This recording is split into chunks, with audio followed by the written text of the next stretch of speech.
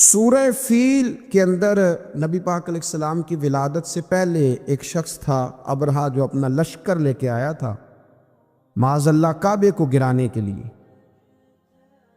تو بڑے بڑے ہاتھی اس کے ساتھ تھے، تو اللہ تعالیٰ نے چھوٹے چھوٹے ابابیل بھیجے، ان کے منہوں میں کنکر تھے، انہوں نے وہ کنکر برسائے تو وہ ہاتھی مر گئے۔ اس صورت میں اس کا ذکر ہے الم تر کیف فعل ربک باصحاب الفیل۔ کیا آپ نے ملاحظہ نہیں کیا کہ آپ کے رب نے ہاتھی والوں کے ساتھ کیا سلوک کیا؟ اللہ تبارک و تعالیٰ نے قوموں پہ عذاب نازل کیا،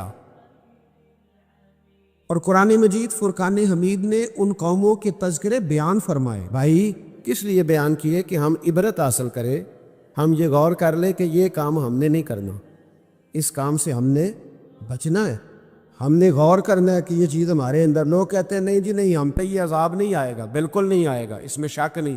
پر اللہ نے بیان کس لیے کیا تھا؟ بیان کیا قرآن مجید معاذ اللہ کسی ایسی چیز کا بیان کرتا ہے جس کی ضرورت نہ ہو؟ قرآن پاک نے ایک ایک حرف ایسا بیان کیا جس کی مسلمان کو ضرورت تھی۔ قوم نوح کا ذکر فرمایا قرآن پاک نے۔ حضرت نوح علیہ السلام کی قوم کو حضرت نوح علیہ السلام نے 1500 سال سمجھایا ہے۔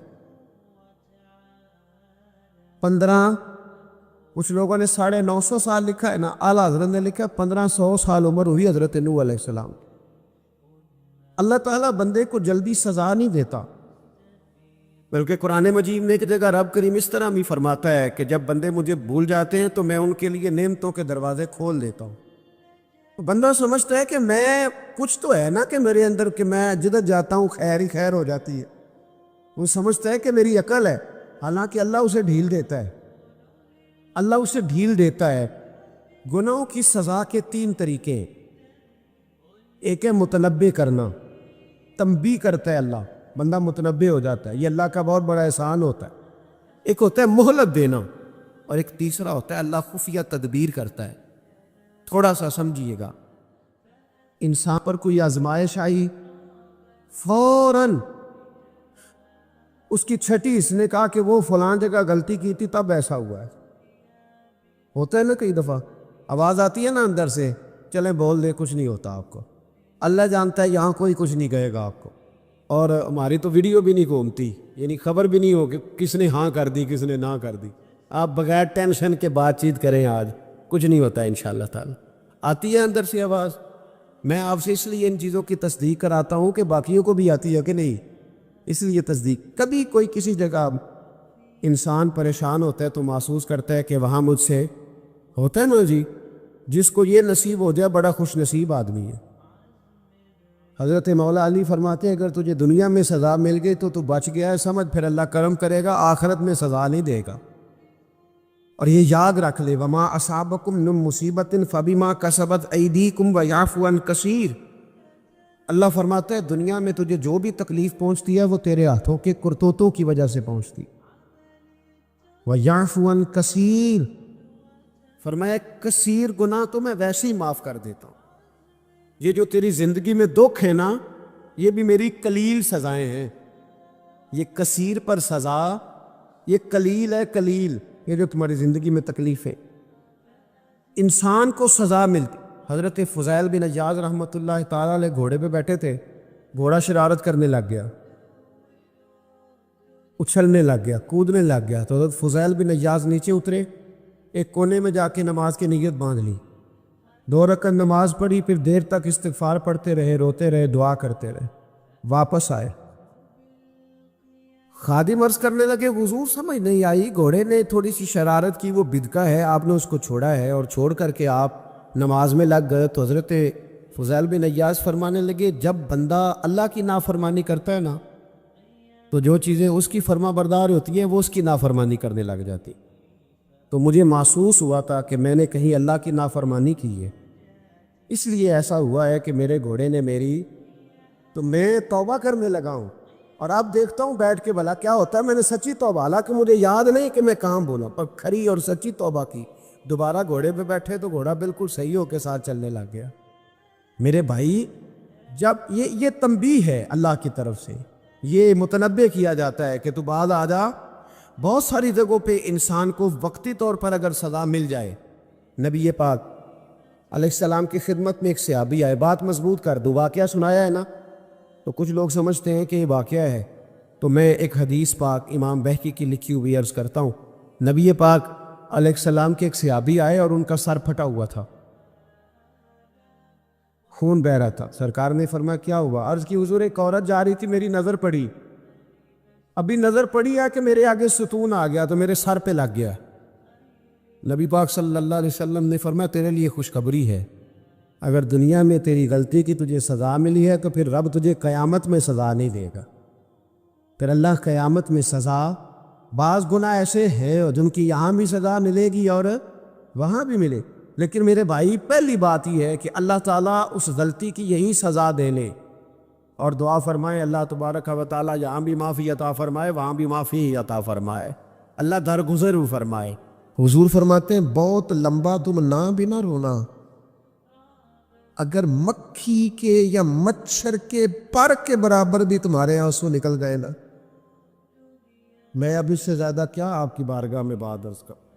حضور فرماتے ہیں ایک مکھی اور مچھر کے پر کے برابر بھی تیری آنکھ سے آنسو نکل آیا، شرط یہ ہے نکلے ریاکاری کے لیے نہیں، نکلے اللہ کی رضا کے لیے، اس کی خشیت میں نکلے۔ فرمایا اگر مکھی کے پر کے برابر بھی تو رو پڑا تو اللہ تعالیٰ تیرے لیے دوزخ سے آزادی لکھ دے گا۔ اور نبی پاک صلی اللہ تعالیٰ علیہ وسلم نے بیان فرمایا ہے، حضور فرماتے جو اللہ کے خوف سے رو پڑے نا، جس طرح بھینس بکری گائے کے تھنوں سے نکلا ہوا دودھ دوبارہ تھنوں میں نہیں نہ جاتا، اسی طرح جو رب کی یاد میں رو پڑے وہ دوزخ میں نہیں جاتا۔ یہ مثال دیکھے کیسی دی حضور نے سمجھانے کی۔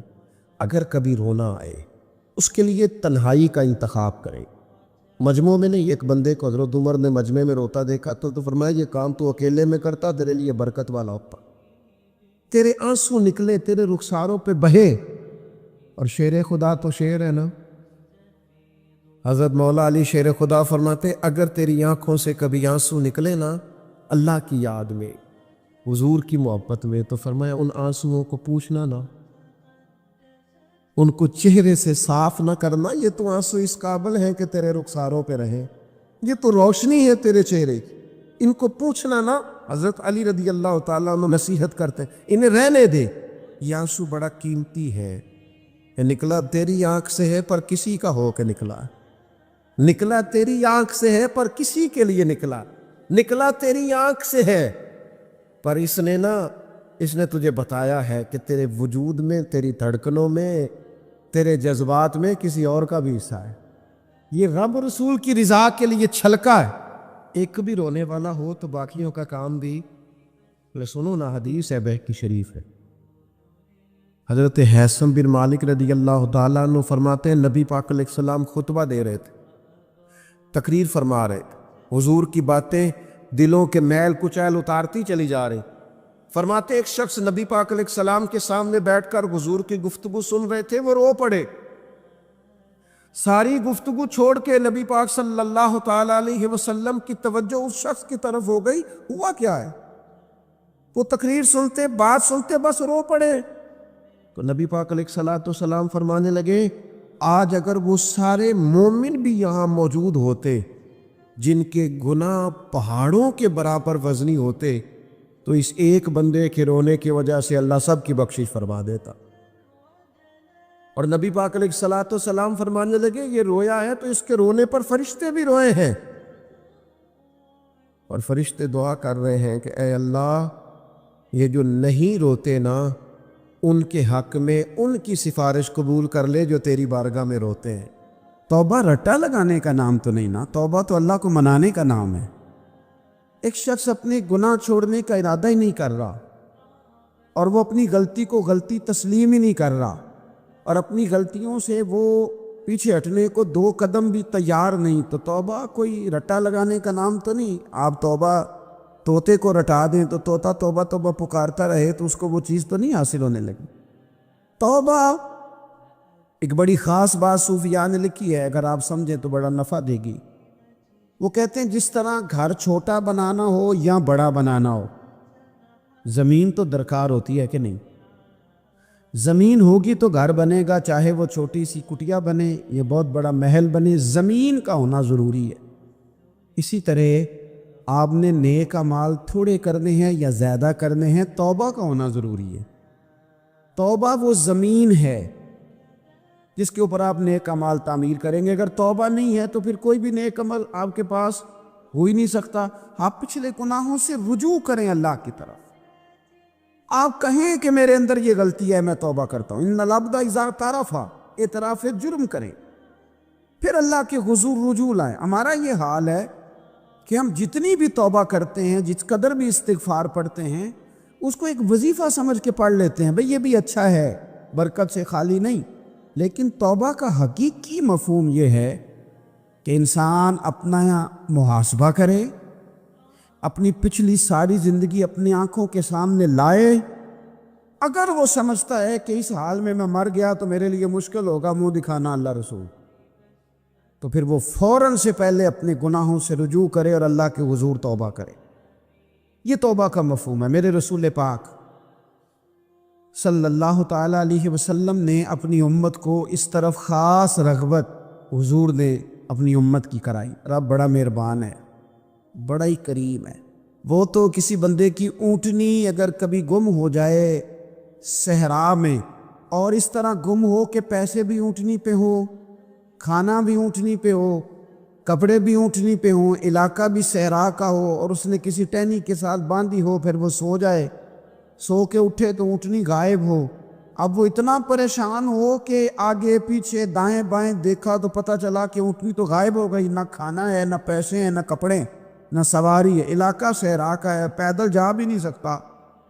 تو فرمایا جس طرح وہ بیٹھ کر موت کا انتظار کرنے لگتا ہے، اور وہ منتظر تھا کہ اب موت ہی آئے گی، اب کوئی اور سہارا نہیں، فرمایا اچانک اگر اونٹنی سامنے آ جائے تو اسے کتنی خوشی ہوگی؟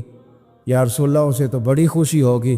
فرمایا جب رب کا بندہ توبہ کرتا ہے تو اللہ کو اس سے بھی بڑھ کر خوشی ہوتی ہے کہ بندہ توبہ کر گیا، اپنے گھر واپس آ گیا ہے، اس نے بات مان لی۔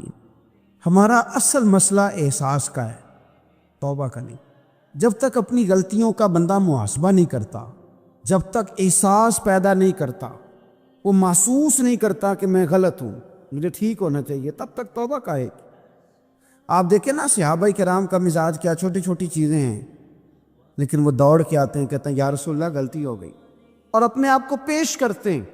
ایک خاتون نے آ کے پیش نہیں کیا کہ یا رسول اللہ میرے پیٹ میں ناجائز بچہ ہے، مجھے پاک کر دیں، کوئی پکڑ کے نہیں لایا، کسی نے آ کے اسے گرفتار نہیں کیا، مقدمہ نہیں کرایا، پرچہ نہیں درج کرایا، 14 دن کے ریمانڈ کے بعد نہیں مانی، خود آئی اور آ کے کہا حضور میرے سے غلطی ہو گئی ہے، مجھے معاف کر دیں۔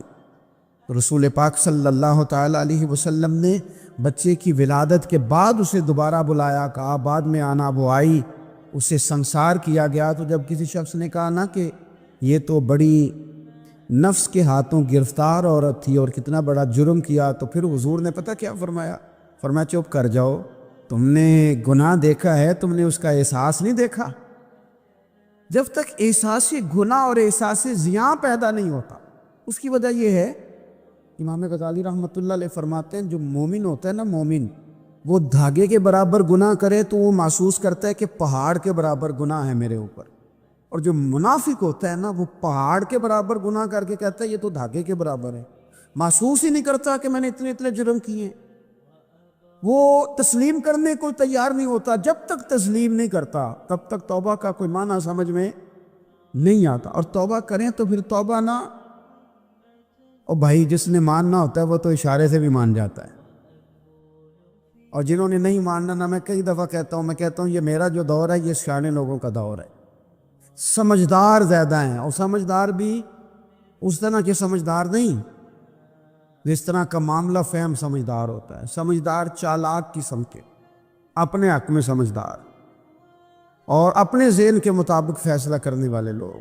پھر ہم بہت ساری جگہوں پہ ٹامک ٹونیاں کھاتے ہیں، جس نے ماننا ہے اس نے اشارے سے بھی مان جانا ہے، اور جس نے نہیں ماننا اس نے کہنا مجھے 24 سال ہو گئے فلانی جگہ جمعہ پڑھتے اور میں ماننے کو تیار نہیں ہوا۔ نہیں نہ ماننا تو مجھے 20 سال ہو گئے فلانی جگہ جاتے آتے، بس نہیں ماننا تو پھر مزاج نہیں ہوتا۔ جس نے ماننا ہے، حضرت فضیل بن عیاض رحمۃ اللہ علیہ ڈاکو تھے، اور نرے ڈاکو نہیں تھے، ڈاکوؤں کے سردار تھے۔ تو ارشاد فرماتے ہیں کہ میرا طریقہ یہ تھا کہ میں ایک پورے قافلے کی صورت میں حملہ کرتا تھا تو لوگ ڈرا کرتے تھے اگر کہ فضیل بن عیاض کے ڈاکوؤں نے حملہ کیا تو پھر نہیں بچتے۔ ایک دن گزر رہا تھا تو ایک قاری صاحب آیت پڑھ رہے تھے، لا تقنطوا من رحمت اللہ، اللہ کی رحمت سے کبھی نا امید نہ ہونا، ان اللہ یغفر الذنوب جمیعا، بے شک وہ سارے ہی گناہ معاف کر دے گا۔ آپ فرماتے ہیں میرے دل میں بات اثر کر گئی، ماننا ہے نا۔ جس نے نہیں ماننا اس نے 6666 آیتوں کا ترجمہ پڑھ کے بھی توجہ نہیں کرنی۔ آپ ارادہ کریں نا، آپ اپنی دل کی زمین کو زرخیز بنائیں۔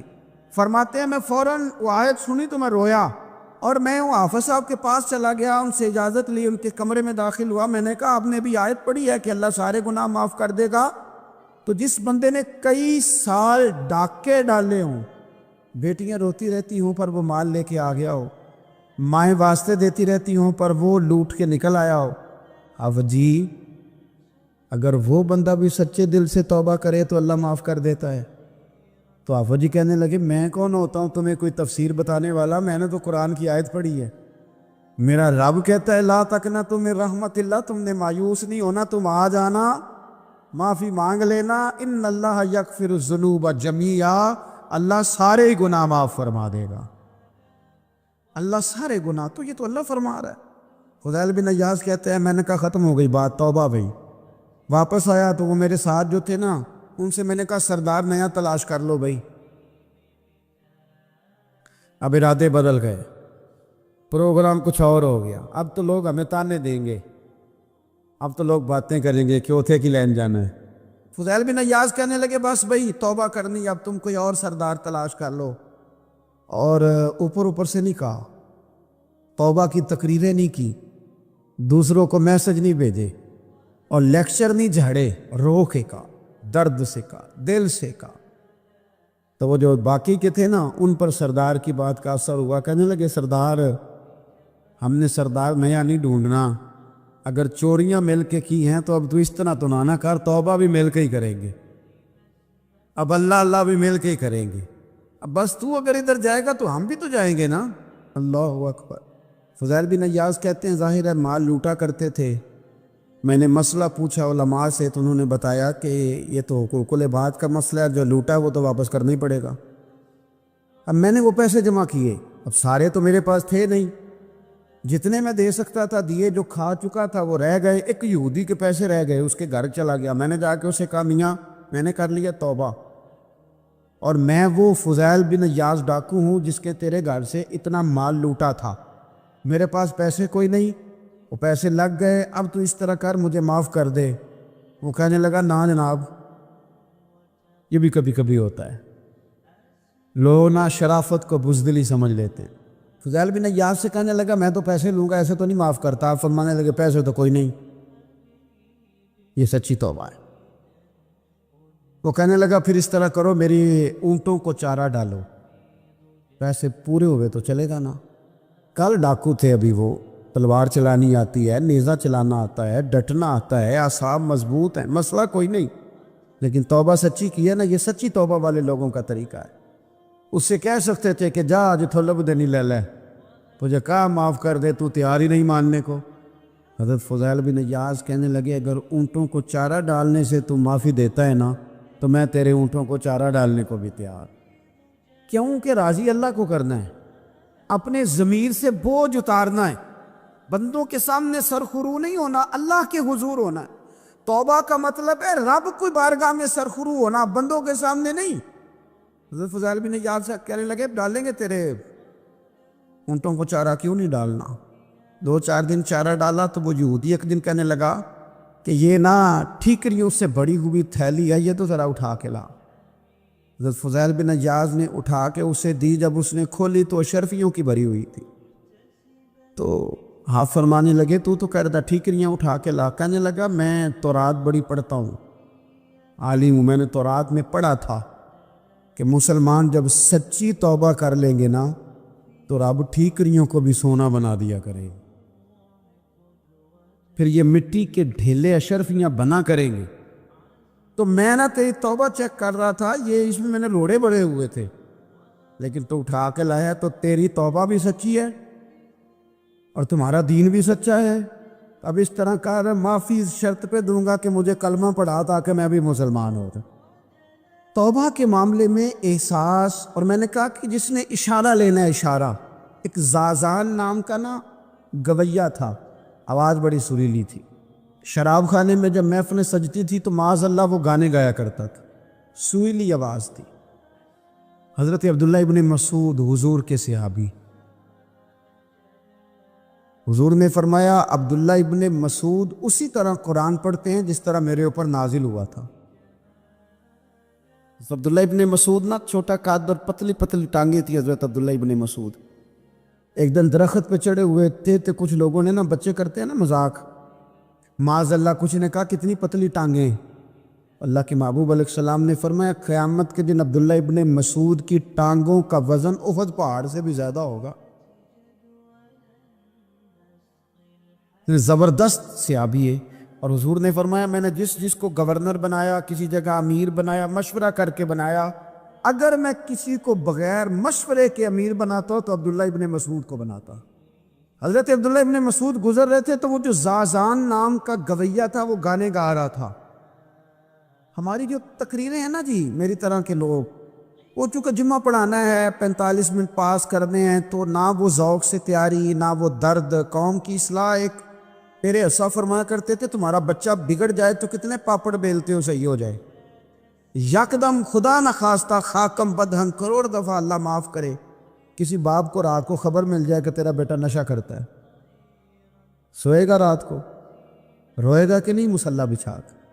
لیکن یہ صرف اپنے بیٹے کے بارے میں ہے. کاش قوم کے ہر بیٹے کے بارے میں ہمارا یہی ذہن بن جائے کہ یار یہ کیوں بگڑ گیا ہے.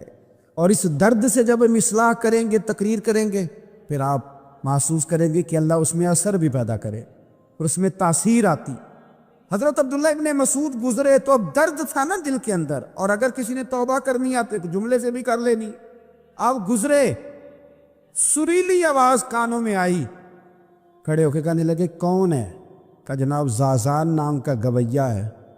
مصطفیٰ کریم کے شانوں والے غلام کی زبان سے لفظ نکلے، کتنی سونی آواز ہے، کاش یہ قرآن پاک کی تلاوت کرتا.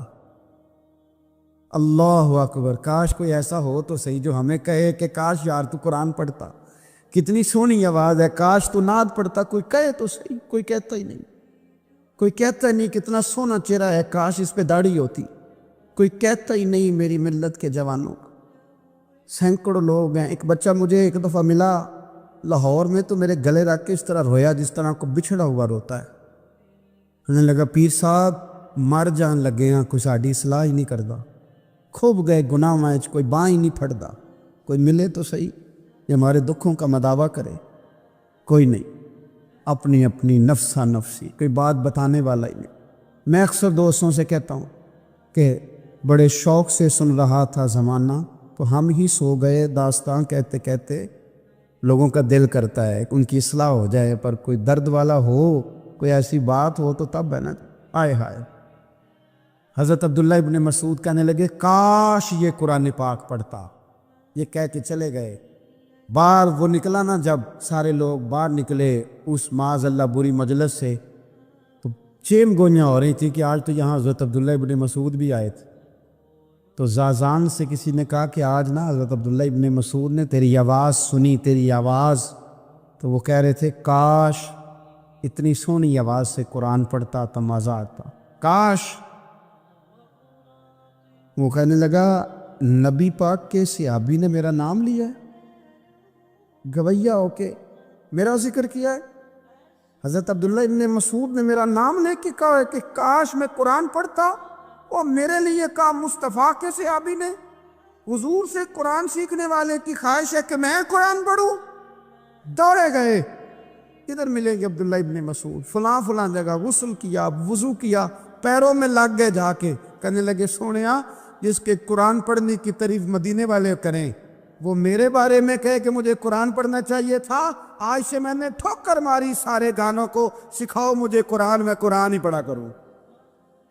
میں قرآن پڑھوں گا، میں پڑھ پڑھ کے سناؤں گا.